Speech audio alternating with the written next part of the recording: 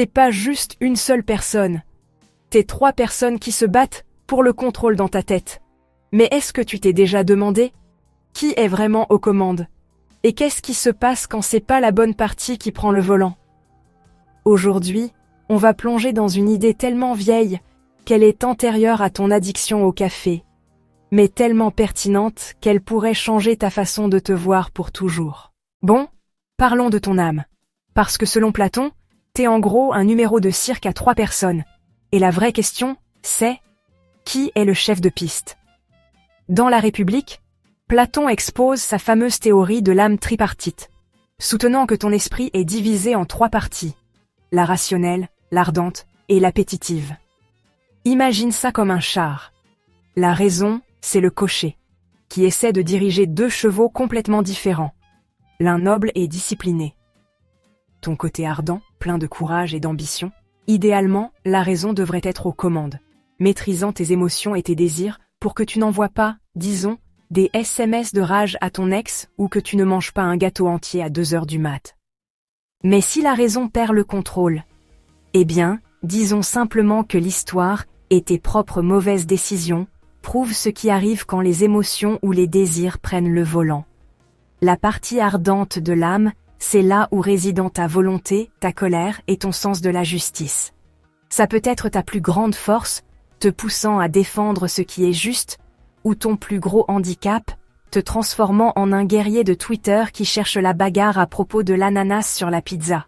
Elle est censée travailler avec la raison, pour maîtriser tes désirs, mais si elle se corrompt, dis bonjour à la rage incontrôlée, à l'orgueil tenace, et à une forte envie de te disputer avec des inconnus en ligne. Et puis il y a la partie appétitive, ton hédoniste intérieur. C'est la partie de toi qui veut juste de la nourriture, du sommeil, de l'argent, et tout ce qui semble amusant sur le moment. Elle n'est pas mauvaise en soi, mais c'est clair qu'elle n'est pas facile à gérer. Laissée à elle-même, elle te transformera en un achat impulsif ambulant, courant après tout ce qui fait plaisir sans te soucier des conséquences. Dans le monde idéal de Platon, la raison mène la danse, l'ardeur impose la discipline, et l'appétit reste à sa place. Mais soyons honnêtes, ça arrive souvent, ça. Platon pousse cette idée plus loin, en disant que tout comme l'âme, la société fonctionne aussi mieux quand ces 3 classes, les dirigeants, raison, les guerriers, ardeur, et les producteurs, appétit, jouent chacune leur rôle. Les rois philosophes sont censés être les dirigeants sages et rationnels. Les guerriers font respecter l'ordre, et les producteurs s'occupent de tout le reste, de l'agriculture à la cordonnerie, en passant par ce qui tenait lieu de service client chez les Grecs anciens. Si chacun reste à sa place, la société prospère.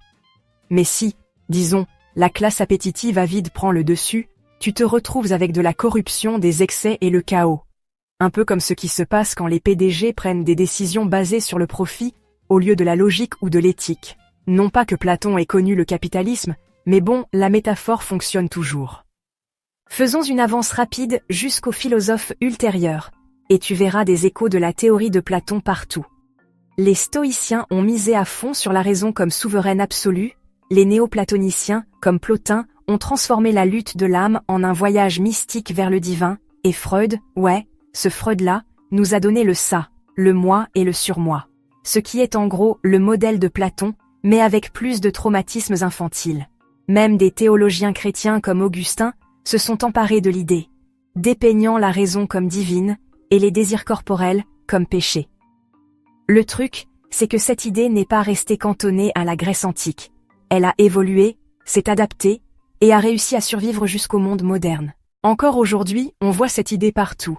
Des gourous du développement personnel qui prêchent la supériorité de l'esprit sur la matière à la vision de la psychologie moderne sur le contrôle des impulsions. Alors, t'en penses quoi? Es-tu gouverné par la raison, poussé par l'ambition ou complètement à la merci de tes envies? Je te laisse en discuter dans les commentaires. Tu peux nous soutenir en t'abonnant si ce n'est pas déjà fait. Prends soin de toi, prends soin de tes proches, et on se retrouve bientôt dans une autre vidéo.